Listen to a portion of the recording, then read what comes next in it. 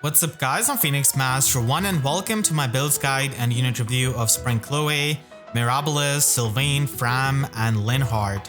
Spring Chloe is going to be the star of the banner as a red mage flyer, and she does have Skyhopper Egg as her preferred weapon. It enables Fixed Canto 1 and it also gives her -1 special cooldown, so she can have a 2 cooldown Draconic Aura, and it grants herself the allies in 2 spaces and any kind of ally support partner pair on the entire map, the +6 attack and speed buff, the charge status, and also the 40% damage reduction on foes first attack in player phase. So we have seen this status before on Rearm Lucina, and this status is going to be there for the player phase, making your initiations a lot more bulky. And the charge status is the main effect, and unlike Legendary Hinoka, she can give this charge status to even the infantry units, but she's not going to be having this special charge status like Legendary Hinoka. For herself in the combat, she's able to get +5 to all of her stats and gets additional attack and speed depending on the number of allies that have been granted the charge status, excluding Chloe, ×4, and this can go up to max 8. And then she also gets true damage based on 20% of her speed. Unfortunately, this doesn't really get added into the AoE specials. And finally, she has got 50% damage reduction piercing, which is really good for the nuking. So she's going to be there as a hybrid support nuke, and she does have base 47 speed, which is really good, and base 43 attack for the nuking, and the 50% damage reduction piercing does make it a lot better. She also has Remote Sparrow in her base kit, which is going to be getting stacked up with the damage reduction status that she can get, and Occultist Strike is going to be giving her that 7 pre-combat damage and true damage based on 20% of foes resistance. And then finally, she does introduce a new line of skill in speed resistance Crux. So this builds off the rain skill, and this is going to be inflicting -4 speed and resistance debuff on the foes in 3 rows and 3 columns centered on Chloe. So the range of the skill is similar to a ploy skill, and the foes that are going to be in the range of the skill are going to be suffering the guaranteed follow-up attacks from the allies of Chloe and also from Chloe herself. So this does allow you to get the guaranteed follow-up attack in a way, and this is going to be functioning as a pseudo half null follow-up for Chloe, and for the other allies this is going to be a guaranteed follow-up attack, which can definitely help them if they don't really have a guaranteed follow-up attack in their kit. So this is going to be a pretty decent support skill with the range of a ploy skill. Being a harmonic unit, she does have her harmonic skill, which is going to be active for the allies from Engage and Awakening, and it is going to be giving you -2 special cooldown to those allies and yourself. So this allows you to pre-charge miracles and also AoE specials in Summoner Duels, and she also gives out the Resonant Blades status and the Incited status. So the Incited status is going to be there for the player phase, and Resonant Blades is going to be helping you stack even more offenses.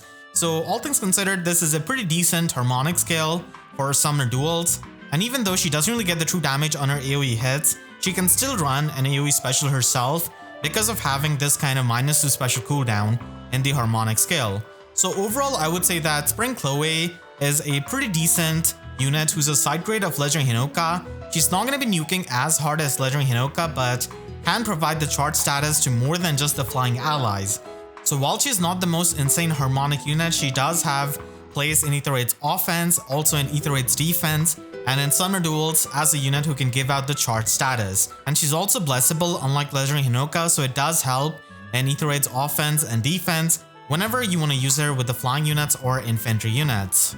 For building her up, you can just give her Reposition and Blade Session as the Sacred Seal, as she's mainly going to be functioning in the player phase, and even though she doesn't get the true damage to her AoE hits, you can still run an AoE build with Emblem Heroes Ring, so you have a 2 cooldown Blazing Wind that you can pre-charge with her harmonic button, and this is going to be something you can do in Summoner Duels because just having that AoE special can be helpful. So you can run double Life and Death, and you can also run Soaring Echo on her, which is something that Legendary Hinoka cannot do. So you can run that and also run Deadly Miasma as your slotsy skill. So you're going to be able to have the Miasma terrain, and Soaring Echo is going to be enabling the warping of the infantry and flying allies on your team. And they already get the charge status, so this is going to be improving their mobility even more. And you can also run her with Flared Sparrow because that is the ultimate slotty skill for her. So you can stack up the pre-combat damage, and Soaring Echo is going to be the best attune skill you can use. You can also use her with Desperation 4 because she does get the charge status so it does have good synergy with that, and also the Crux guaranteed follow-up attack that she can get. So this allows you to basically get 2 hits in, and this is also one of her options for the player phase. Spring Mirabilis is a blue mage flyer who's a dancer with her preferred dance, and she's a 4-star focus unit, so it's going to be a lot easier for you to summon her. And she does come with Daydream Egg as her preferred weapon. This gives her +3 resistance, and if a penalty is active on a foe, then in the 3 rows and 3 columns centered on Mirabilis, she's able to inflict the -5 attack, defense, and resistance debuff and the guard effect on those foes in the combat. So having the guard effect can be really good for many of the tanks, and then for herself in the combat, she's able to get +5 to attack, defense, and resistance, and she also gets flat damage reduction based on 20% of her resistance. So if she's gonna be eating up some of the hits, at least she has got this kind of flat damage reduction to help her survive that.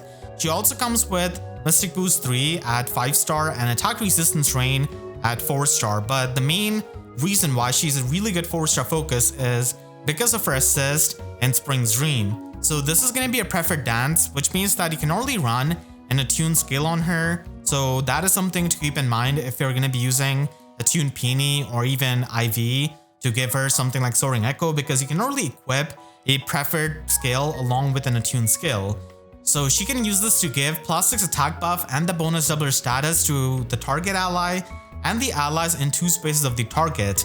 So this is really good for many of the tanks, even though we do have the ploy status now, which is going to be neutralizing the bonus doubler status. It is still good for stat stacking. And speaking of stat stacking, she can also inflict -6 attack debuff and the panic status on the nearest foes in 5 spaces of the target, and also foes in 2 spaces of those foes. So she allows you to get some insane stat swings with the bonus doubler effect and the panic on the enemy. And she is going to be a defensive dancer with enough resistance to run the ploy skills at base 41, and her defense is also not that bad at base 36, so she could be used in Dark Season if you don't want her to be getting isolated by Milla. But still, it is going to be an uphill battle because Milla has got a really good weapon refine. She does have base 36 attack with a super boon, but most of the times she's going to be using her resistance for ploying the enemies. So Spring Mirabilis gives you amazing value as a 4-star focus with this preferred dance, and it is going to be a really good support for any kind of tank, especially with the debuffs that she can do with her weapon and also inflict the guard effect on the enemy. If you're going to be running her on super budget, then you can give her Fury 3 and Wings of Mercy, which can be helpful for any kind of dancer, and then you can just have Aerobatic Sacred Seal. But if you're going to be investing a bit more into her, then she could be using Soaring, Guidance, or Guidance 4, depending on your preference. And Firestorm Dance 3 is something you can get out of Divine Codes 5, although it does overlap with the attack buff that she already gives with her preferred dance. And Attack Resistance Unity is a slotty skill you can run. She does get the flat damage reduction out of her resistance, so just running something that can increase her resistance is going to be a good option. And then if you want to use her with the optimal skills, then Rock Slide Dance is going to be up there because it allows you to give the target ally the dot status and also the speed and defense buff. So unlike Firestorm Dance, it doesn't really overlap with her Spring's Dream, and it gives you different visible buffs. And Defense Res Ploy 3 is going to be the slotsy skill to be run, so that she can ploy the enemy, inflict them with the ploy status and also the exposure status. And to double down on the support, you can run Fortress Defense Res, just like original version of Mirabilis, and just boost up her defenses, and also run Phantom Resistance so that you can ploy to your max efficiency. Because she's a 4-star focus unit, you can definitely try and plus and merge her, and she is going to be a really good dancer in Arena because unlike many of the dancers, she does have a preferred dance, which does score more. So if you run B-Duel Flying 4 and run 300 SP passives on her, then she can score as a 185 BST dancer. So if you do plus and merge her, then using her in Arena is something you can do. And you can also run the ploy skill if you don't really want to get that guidance warping. Spring Sylvain is a Lance Cavalier with Flingster Spear as his preferred weapon. This gives him -1 special cooldown, making No Quarter into a 2 cooldown special. And after he uses a Rally Assist skill, he gives himself the Special Charges status and also heals himself up for 7 HP. He does get an extra action after using Rally, so this is going to be giving him 2 actions, which is definitely good for something like Aether Raids defense, where he can function as a Rally Trap unit. And this also makes it so that he can function as a really good Gale Force unit. Then in the combat, he's able to get +5 to all of his stats, and also gets the half version of null follow-up, the offensive half, so he's able to bypass any of the follow-up negation effects of the enemies. And then he also gets 40% damage reduction on foes' first attacks, including the brave hits. And then finally, if he's got the special charges status active on him, then he can get the null guard and also the dual phase brave effect, which is monstrously good with his 47 base attack. So he can hit extremely hard with the null guard, making it so that no quarter is going to be triggered on his brave attack, and that is going to be doing quite a lot of damage with his high attack stat. And having null guard and the special charges status is a really good combo, and like I said before, it does make him a really good Gale Force unit, because the null guard and the special charges is going to be ensuring that he can easily trigger Gale Force and then fall into the Wings of Mercy range of your allies. So Sylvain is going to be functioning as a really fun Lance Cavalier. He does have no quarter, which is going to be providing you with the damage reduction piercing, and he does come with tier 4 version of speed defense near trace. So at the bare minimum, this is going to be giving you Canto 2, which is good for retreating, and you do get the +7 true damage, which is helpful with a brave weapon like his. So overall, I really like Spring Sylvain as a melee nuke who can trigger no quarter really easily, and he does have the flexibility of functioning as a Gale Force unit, and he's going to be hitting wickedly hard with that base 47 attack with the no quarter, the null guard, and the special charges. So he's a really fun unit who has got a lot of tools that usually cavalry units don't have easy access to. If you want to run him with the super budget skills, then Savage Blow is going to be the slotsy option you can run, and Blade Session is going to be giving him the max amount of offenses, which is really good with his weapon, giving him that dual phase brave effect. You can also run him with inside attack speed and Flared Sparrow as a premium option, and he can use the attack super boon as his main asset. And if you're going to be ascending an asset, then speed is going to be the natural next choice. So this is going to be a premium build for him, and he can also be run with Flow Desperation or Desperation, but I do like Flow Desperation a bit more because of its defense debuff. So this allows you to quad attack and trigger 2 no quarters in the Desperation range, which is going to be really hard to survive. And then you can get the Canto 1 out of Alarm attack speed because we are running Flow Desperation in the slot B. Flared Sparrow is going to be the best slotty skill for him, like it is for any kind of melee nuking Cavalier, and you can also use him in Aether Raids offense as a Gale Force unit. So he could be run with Double Fury build, and you will need to rally first with him so that he can get the special charges status. Thankfully, he does heal up the HP when he rallies, so you're still going to be at full HP, and then you can fall into the Wings of Mercy range in 2 combats because of having Double Fury, and Gale Force with Emblem Marth and Asker is going to be a 2 cooldown special that you can easily trigger because of the null guard and the special charges status. And because he's going to be getting Canto 2 out of his near trace skill, Defense Res Smoke 3 is something you can run to set up the Pathfinder, and it can certainly help if you're having a secondary Gale Force unit like maybe Fallen Crom or Brave Crom, so it does work out. And you can also run Fatal Smoke 4 in a slot C if you want to ignore any kind of miracle effect. In Aether Raids defense, that is definitely going to be the slot C option. So if you have an extra Yunaka, then you can just run him with Flared Sparrow, Assassin Strike, and use him as a rally trap unit. So he's basically going to be going ahead and rallying, getting another action, and then charging at the foe with the pre-combat damage and his insanely strong brave attacks, which is going to be making him trigger no quarter, and Fatal Smoke 4 is going to be ignoring any kind of miracle effects. So that makes him a really fearsome Aether Raids defense unit. Framme is an axe infantry unit with Hibbity Hop axe as their preferred weapon. This gives them minus and special cooldown, and she's able to give +4 to all of these stats and X% damage reduction to the allies in 2 spaces during their combat. So this X is dependent on if she's at full HP. If she is at full HP, then it is going to be max HP value, and this can go up to 60% damage reduction. Otherwise, she's going to be giving you damage reduction equal to 50% of her HP value at start of combat. And if the damage reduction triggered for an ally, then she's going to be doing 1 damage to herself. So it is like Chain Guard from Engage, where she's going to be giving you the damage reduction and then taking the damage herself. And then at sort of every single turn, she's going to be giving herself and the allies in 2 spaces the 7 HP healing. And you're going to be able to get the full damage reduction out of her HP if you stack up enough HP, that is. And if she's within 3 spaces of an ally, then she's able to give herself plus Y to all of her stats, and this can go up to max 14 depending on the allies in 3 spaces multiplied by 3 and then added by 5. And if there's any kind of dragon ally nearby, then she does count this as max 14. So definitely run her with any kind of dragon. And then she has the full tempo effect, which allows her to loop godlike reflexes effortlessly. And then finally, she introduces the Z variable. So she's able to get Z damage reduction on foes' first attacks, including the brave hits. And the Z is dependent on her HP at start of the combat, and this can go up to max 60% for the damage reduction. So you basically want to stack up the HP with Framme, and that's why she does come with Firestorm Boost 3, which does give her plus 5 HP and also can give you the guard effect and plus 7 attack and speed.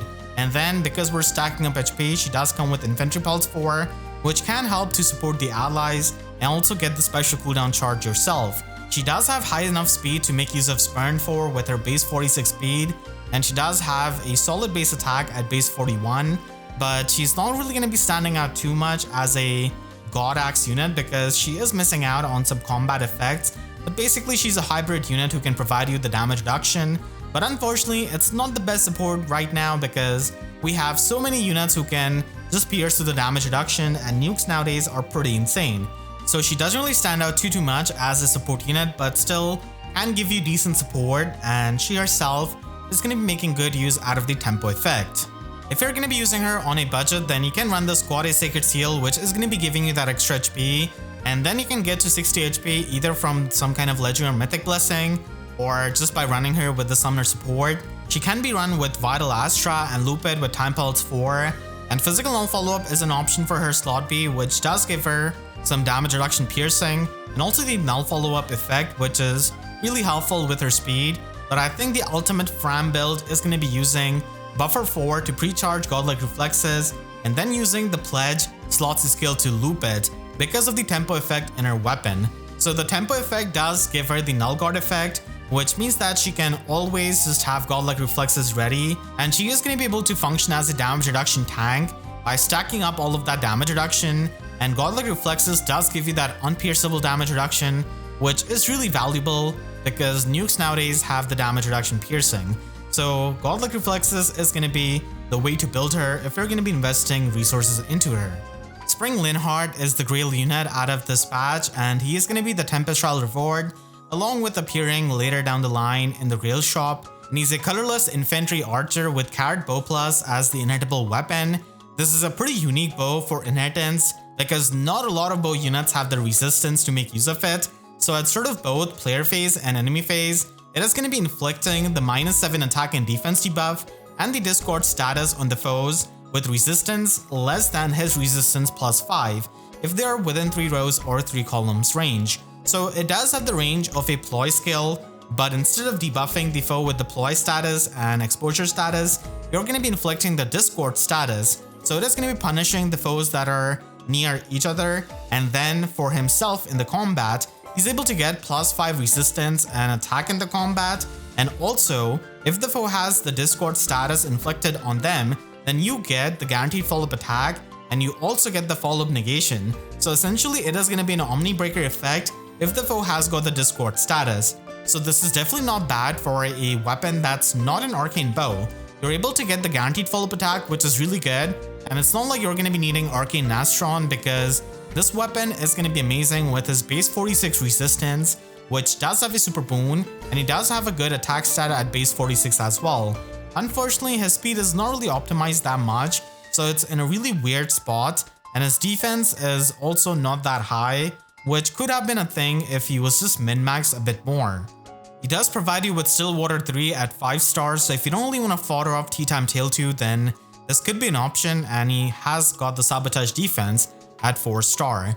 If we're going to be foddering off him for Carrot Bow, then your Plumeria and Will are basically the 2 best options because of their resistance. If you're going to be running him on a budget, then you can double down with the Stillwater and run something supportive like Drive Attack in the slot C. So if you're going to be using him in Tempest Trial as a bonus unit, this is something you can do. And then if you're going to be investing a bit more into him, then Golden Yule Bow Plus is a pretty good option, and you can run Glacies and Special Spiral 4. So because we're going to be giving up Carrot Bow, you can run the Ploy skill instead in his slot C. So this is going to be giving you the damage reduction piercing, and with his really high resistance, he's going to be doing a ton of damage with Glacies. But ultimately, I think that you can just run Carrot Bow Plus for its debuffs and use him with Attack Resistance Finish 4 and Special Spiral 4. With Emblem Mard's help, you're going to be having a 2 cooldown Iceberg that you can loop with Special Spiral, and then you can also boost up his resistance and attack with Attack Resistance Oath 4. And you can run the Squad A Sacred Seal so that you can boost up his resistance for the Carrot Bow checks. So he can ploy the enemy and then stack up the true damage with the Finish Kill and Special Spiral 4, and also get the healing while doing massive amounts of damage with Iceberg. You can click the link on your screen right now to check out my review of the weapon refines this month, and make sure to subscribe and hit the notification bell because YouTube sub boxes are about as sleepy as Linhardt. So with that said, I'll see you guys next time. Thanks so much for watching and have a great day.